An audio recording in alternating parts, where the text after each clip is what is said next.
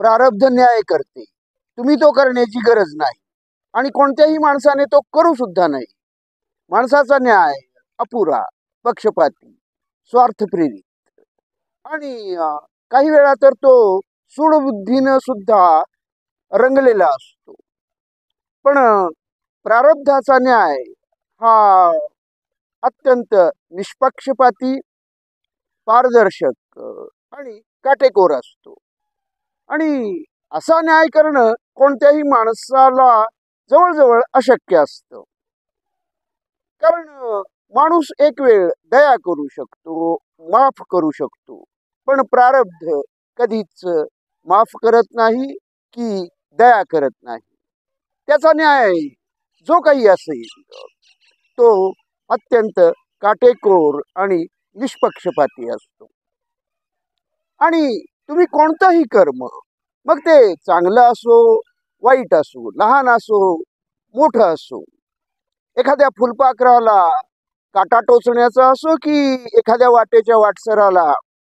वाटसरूला पाणी देण्याचा असो, प्रत्येक कर्माची तुमच्या संचिताच्या गाठोड्यामध्ये नोंद होत असते आणि त्या गाठोड्यामध्ये ते बांधलं जातं आणि ते तिथंच संचित म्हणून राहून जातं. आणि योग्य वेळ आल्यानंतर, तुमचं कर्म परिपक्व झाल्यानंतर, फळ देण्यासाठी परिपक्व झाल्यानंतर, तेच प्रारब्ध होऊन फळ देण्यासाठी, तुमच्या पदरात फळ टाकण्यासाठी ते तुमच्या पुढं येऊन उभं राहतं.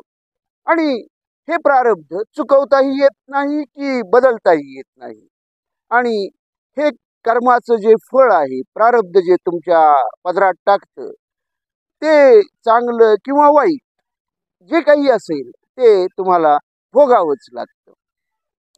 नाहीतरी धृतराष्ट्रानं कित्येक जन्मापूर्वी हंसांच्या जोडीचे डोळे फोडलेले होते आणि नंतर 100 जन्मानंतर त्याला जन्मांध होऊन जन्म घ्यावा लागला.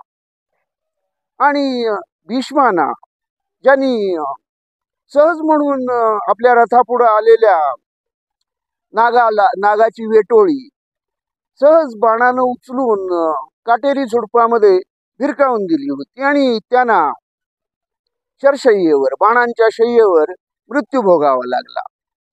भीष्माचार्यांनी आपल्या कर्माचं फळ बाणांच्या शय्येवर स्वतः मृत्यू भोगून ते कर्माचं फळ भोगलं.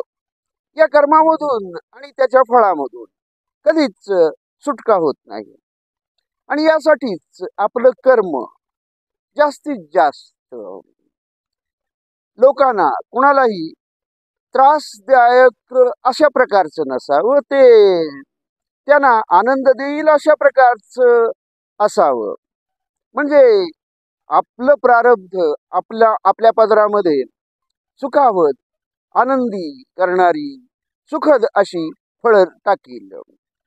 नाहीतरी केवळ माझ्या आनंदासाठी मी एखाद्या मुंगीला सुद्धा विधवा करू नये हीच प्रार्थना. धन्यवाद.